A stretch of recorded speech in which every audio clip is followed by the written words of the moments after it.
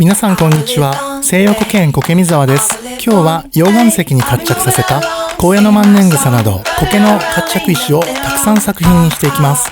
石に活着した苔は苔本来の美しさのまま成長してくれますので、苔テラリウムの中でも人気です。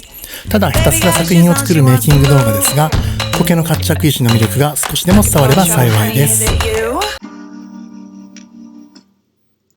活着させた高野の万年草やオオカサゴケの活着石を苔テラリウム作品にしていきたいと思います。この石は高野の万年草とオオカサゴケを活着させています。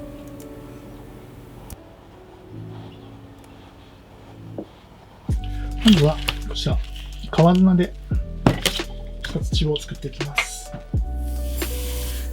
まずは川砂を入れます。ハケで少し鳴らして活着石を真ん中に埋めていきます。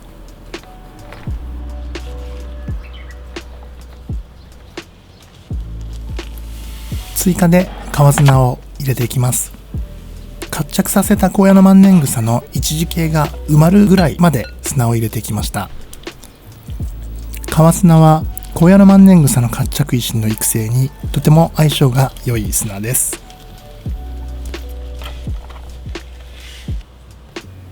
容器をきれいに拭いて完成です。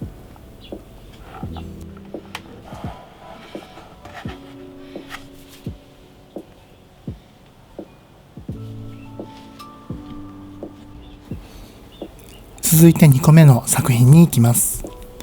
この石は高野の万年草が非常に育成がよく活着してくれています。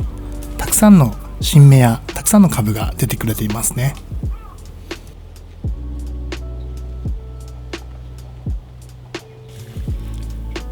次は富士砂で仕上げていきます。富士砂も高野の万年草とても相性がいい砂です。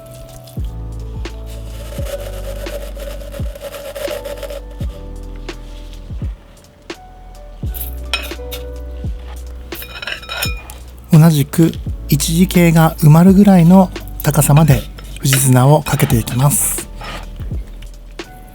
たっぷり水をあげて仕上げていきます。少し水を入れすぎたのでスポイトで取りました。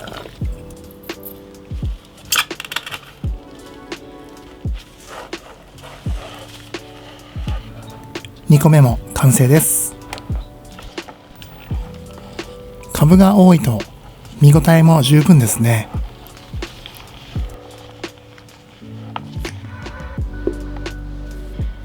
はい、完成です。次はこの子をいきたいと思うんですけれども、ちょっとね玉毛しっかり着生してますね。ここ細葉沖縄苔ですね、しっかり着生してます。でここオオカサゴケもくっついてますね。で新芽も出てるんですけれども、やっぱりね高野の万年草をちょっと添えたいなと思うので、ちょっと余ってた株ですね、これは親株になるので、これをねちょっとこう2つぐらいつけることによって面白いまた新芽が出てくれるんじゃないかなと思うので、これをつけていきたいと思います。モビロンバンドを使って高野の万年草の株を石にくっつけていきます。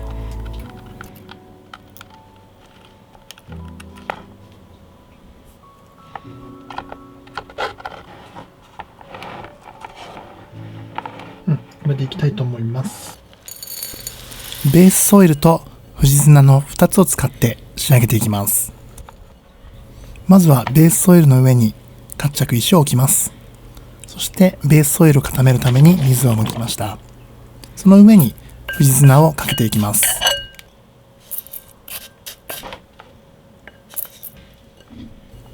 高野の万年草の株が倒れてしまったので修正していきます。溶岩石で押さえることにしました。いい感じ。これで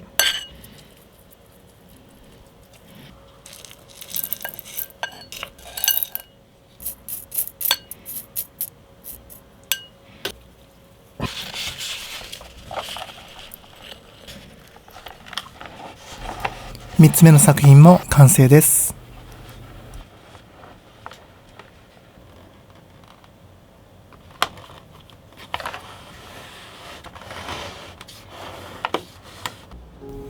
こちらの石はオオカサゴケ、小屋の万年草をモビロンバンドを使わずに巻きゴケして石に活着させています。途中の動画が撮れていませんでしたので、いきなりほぼ完成の状態になりました。川砂に水をかけて全体を固めていきます。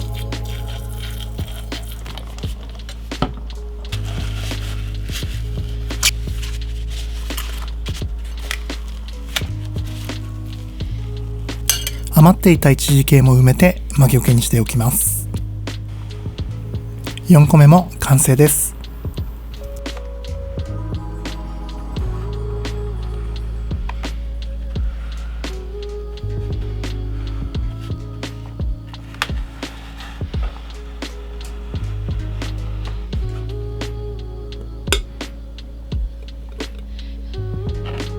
4個目も完成しました。次はこの石を使っていきます。この石はここに高野の万年草の葉っぱからですね、だいぶギュイーンとこう茎が伸びてますね。3つオオカサゴケが新芽を出しています。でこの辺に高野の万年草の葉っぱを入れてるので、ここら辺からも細かい枝が出ています。これも時間が経つとかなり面白い石になるんじゃないかなと思うんですけれども、ちょっとこれだけだと寂しいので、もうちょうどこれもですね、高野の万年草の芽がね出てるものがあるので、これをちょっとこの辺りに巻きつけておくといいかなと思います。巻いていきます。こ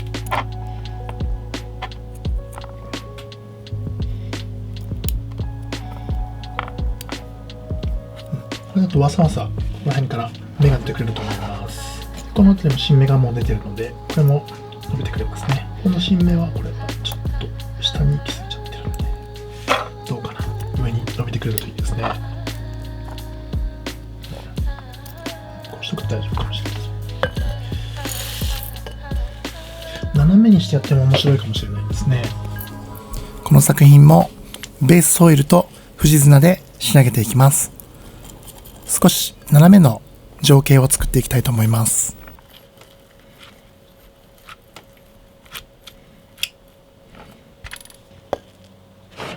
最後に富士砂で仕上げるので、その分ちょっと考えながら。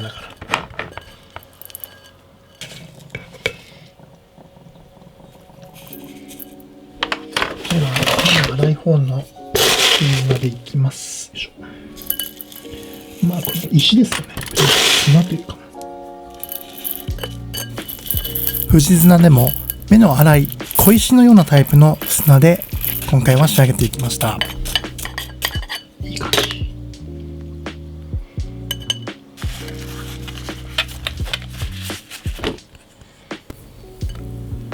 5個目も完成です。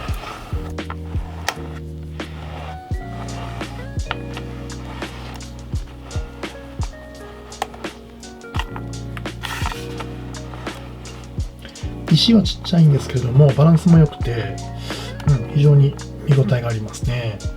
川砂でいきたいと思います。6個目の作品はシンプルに川砂で仕上げていきます。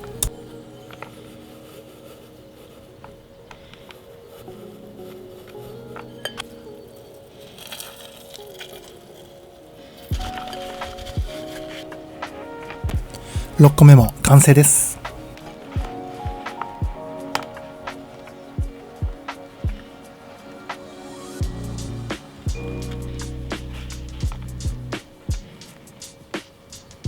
ちょっと番外編なんですけども、この細葉沖縄系の活着石ですね、これも作ってからもう4ヶ月か5ヶ月、半年ぐらい経過しているかもしれませんが、ちょっとこのベースソイル下を溶岩石に変えたいと思います。溶岩石、この目の粗い溶岩石を使っていきたいと思います。先ほど使用した目の粗いタイプの溶岩石の小石を下に敷き詰めます。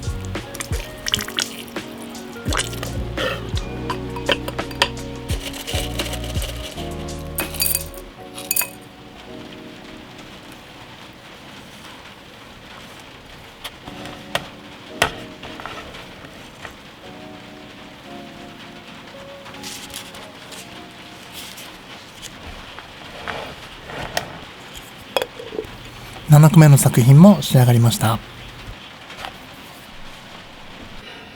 い、次はこの子なんですけれども、モビロンバンドを使わずに自然に活着している高野の万年草。この辺も活着してますね。これはただ作品にするにはまだ時間かかりそうなので、シンプルにこれだけ置いても作品としても見れるようにシンプルな作品にしていきたいと思います。用意したのはこの容器。この容器に、下に今度は川砂を入れてそのまま石を置くだけの作品にしていきたいと思います。川の小石を下に敷き詰めて置いていきます。でもそのまま置くだけですね。よいしょ。はい。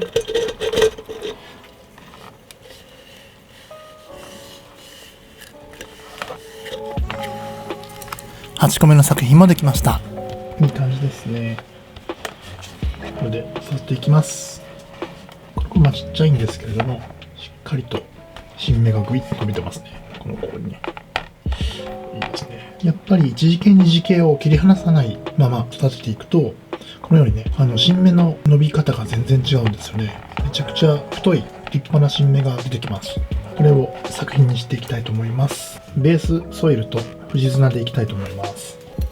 9個目の作品も作っていきます。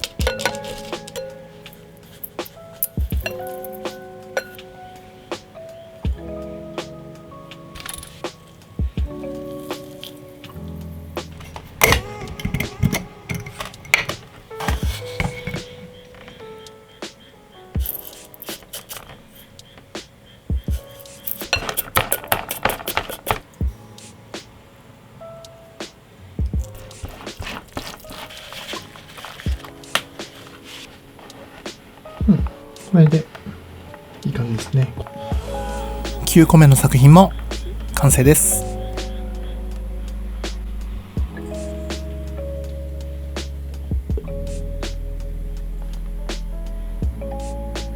この子もやっていきたいと思います。ちょっと一部モビロンバンドが取れてます。ここも仕立てていきます。10個目の作品も作っていきたいと思います。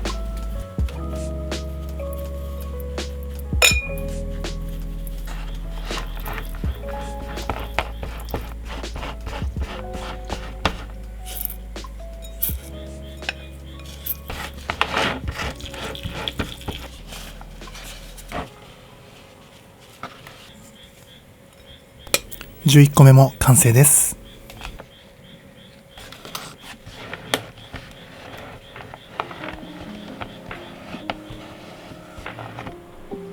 このね、蓋のここの隙間、ここが開いてるっていうのがね、かなりポイントなんですね。ここが密閉されてしまうと、中の苔が徒長といって、こう上にすごく伸びたがるように育ちます。で、それはあまり自然な形ではないんですね。で、隙間を開けてあげることによって空気が流れていって、で、自然に生えている苔と同じような自然な美しい形を保って育成してくれるというようになりますので、この隙間がとても大事です。はい、こんな感じです。今回作った作品たちをダイジェストで振り返って見ていきましょう。高野の万年草の活着岩の作品は、時間の経過とともに高野の万年草がわさわさと増えてくれて、高野の万年草の森ができるような、そんな作品になっていきます。オオカサゴケもしっかり増えてくれるので、石に活着させたコケテラリウム作品はとても見応えがありますね。これから半年、1年、2年と経過していく中で、それぞれの作品がどんどん成長してくれる姿を楽しむことができるのが活着石のコケテラリウム作品の魅力です。最後まで見ていただきましてありがとうございました。また次の動画でお会いしましょう。